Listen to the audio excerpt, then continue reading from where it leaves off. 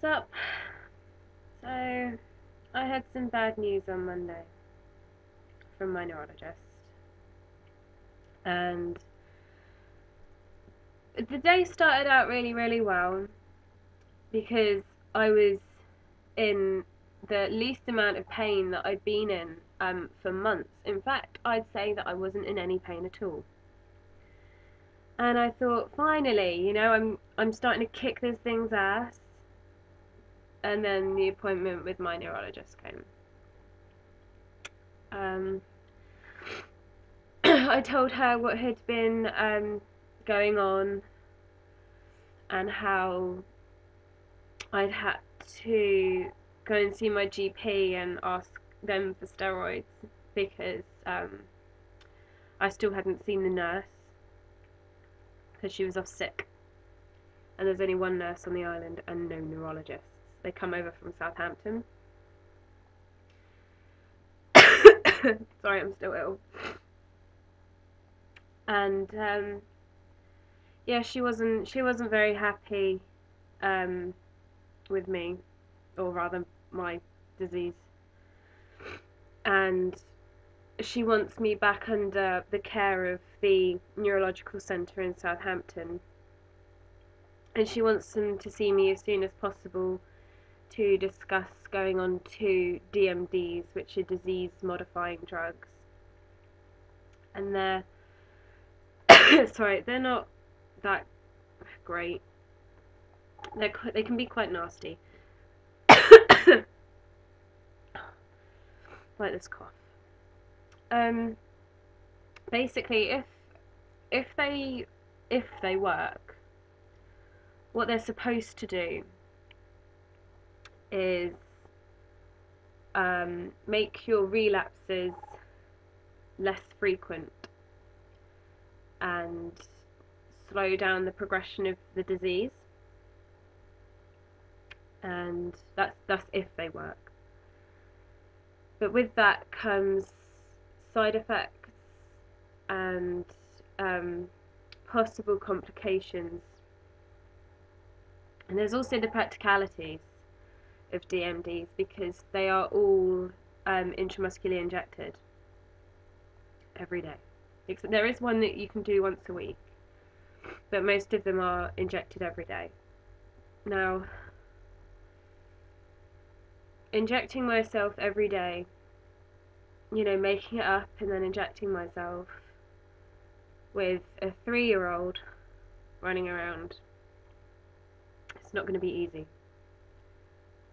And there's also all the side effects, and I'm not so sure about going onto these drugs.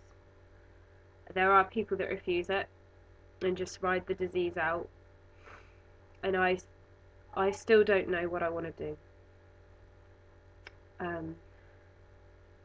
It's going to be something that when I see the neurologists in Southampton, I'm not going to make the decision there and then. I'm going to have a really long talk about it with them, go through everything, go through all my concerns, and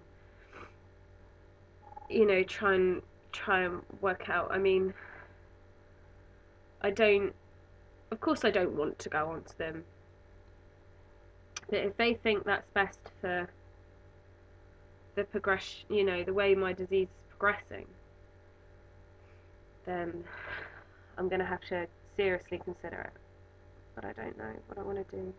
Well, I know what I want to do, but I don't know what I'm going to do. I don't know what I'm going to decide.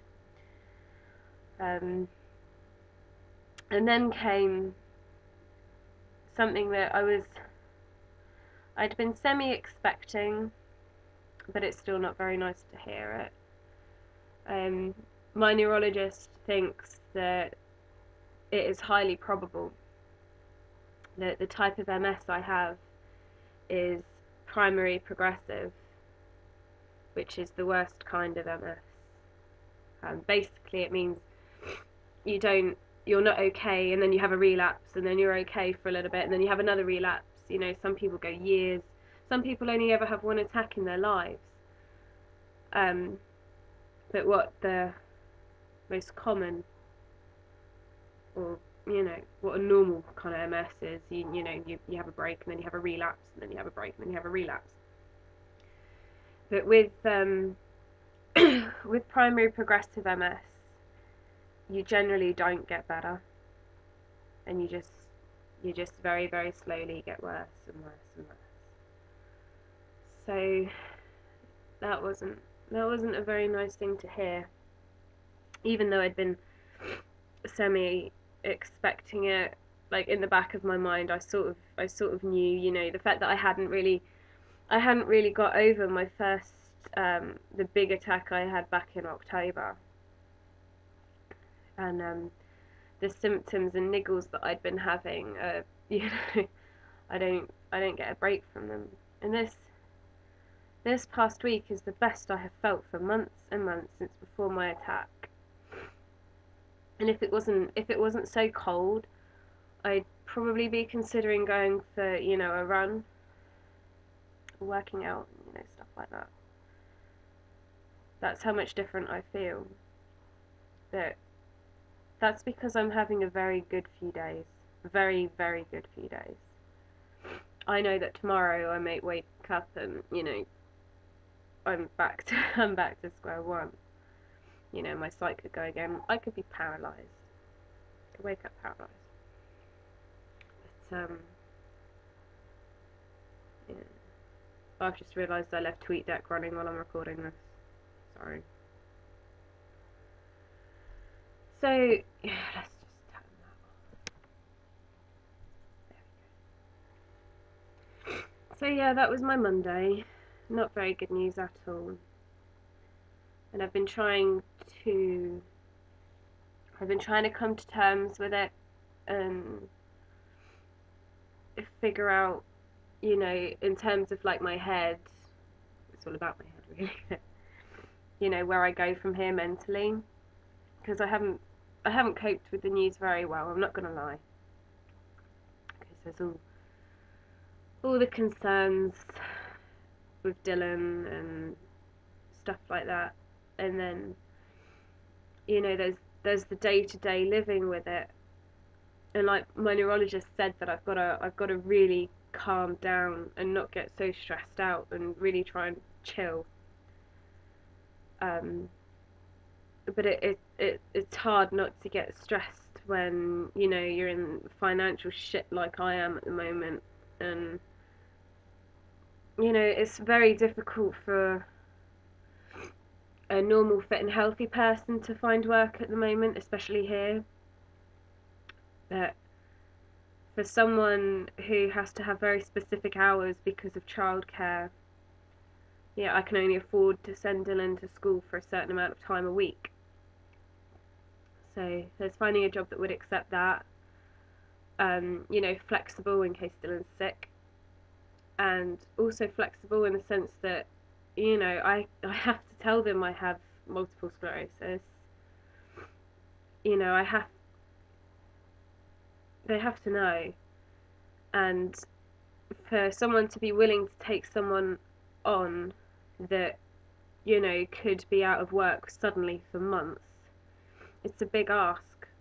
So it's all very well, equality for disability and things like that, but it is very difficult to find someone that will take you on under those circumstances. So, and then there's the big fact that aside from this past few days, I still wasn't well enough. There was no way it could work. It'd be nice to find something that I could do from home in my own time, but I don't know. I'm not very okay. I've got nursing qualifications, but everything else I'm not very qualified. I'm not very skills worthy. So I'm stressing about that.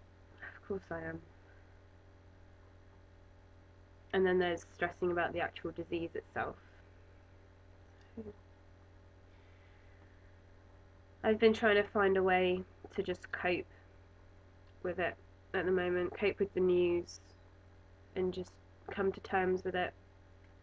And then the rest of the time, I've been trying to take my mind off of it, which is very, very difficult because obviously it's always on my mind.